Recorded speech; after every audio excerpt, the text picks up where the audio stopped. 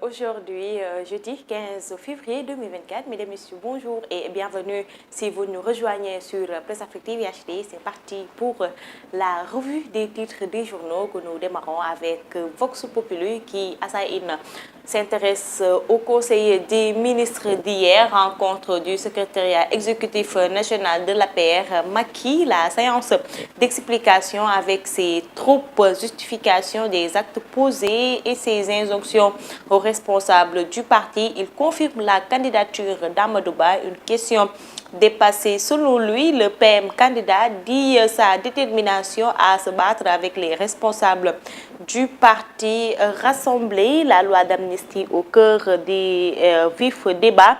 Sidiki Kaba fait passer une motion d'acclamation pour l'initiative. Mouri Diaw, le maire de Matam, menace de démissionner si ça passe malgré son passif avec les gestes pastifiens. Mambaignan explique pourquoi il milite pour l'amnistie. Maodo Malik Mbaye donne l'image de succès. Masra et Mahmat Dibi pour appuyer l'amnistie et les libérations. Serigne Mbacké Ndiaye, président de la convergence libérale et patriotique qui parle. L'Occident qui attaque Macky Sall me rassure. Le contre-modèle démocratique de l'Occident exposé au grand jour. Ceux-là n'ont pas de leçons de démocratie ou de droits humains à nous donner. Les États-Unis, une puissance incapable d'organiser des élections transparentes, toujours selon le confrère,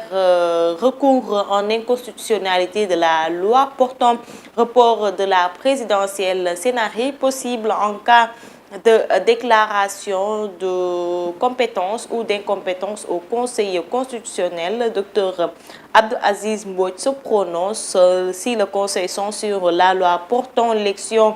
Le report de l'élection, le scrutin peut se tenir avant le 15 décembre si le Conseil déclare sa compétence. Si le Conseil constitutionnel déclare incompétent, le Sénégal serait dans une impasse et pourrait subir des sanctions internationales. L'observateur à sa une reste toujours sur la mouvance du report. Karim comme une résurrection, ça peut créer une certaine frustration, comme s'il disait au peuple sénégalais: je suis hors du Sénégal, mais j'ai la capacité de contrôler la vie politique. Scène de division sur l'amnistie, les arguments de Macky, la ligne de feu des radicaux, les voix et moyens pour apaiser la tension et la motion de Sidiki Kaba. Le collectif des familles des détenus politiques crache sur l'amnistie. Toujours selon le journal, les manifs et les milliards de francs CFA ont fumé en 2021 et 2023.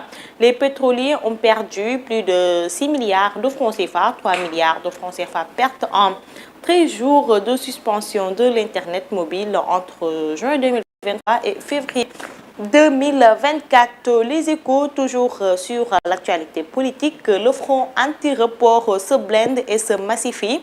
Des journalistes et chroniqueurs créent un front pour la défense de la démocratie. Les syndicalistes de Sonatel, Free et Expression en ordre de bataille. Les familles des détenus politiques manifestent samedi à la place de la Nation. Gadjo ici propose une concertation en lieu et place d'un dialogue. Toujours selon le confrère secrétariat exécutif de l'APR, Amadou Ba confirmé candidat. L'amnistie en marche. Source A revient sur les 3 victimes des manifestations. Projet de loi en vue de libération des détenus politiques.